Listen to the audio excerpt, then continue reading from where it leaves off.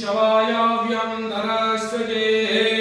ओम हरे ओम ह्रीं बलां सर्वष्टानं वाचं मुखं पदं स्तम्भयं जीवं तुल्यं तुल्यं बुद्धे विनाशाय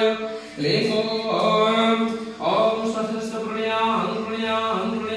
एवमस्तु विद्यामयामुज्ज्वलां ओ ब्राह्मणेभ्यो शुभं भवतु रागभयानं शान्तिर्भवतु पूर्वसङ्कल्पितयजमानद्वारा मनुष्यकामना सिद्धिपूर्वका श्री भगवता नीलकण्ठेश्वराय लिंगोपरि जलाभिषेकः कर्म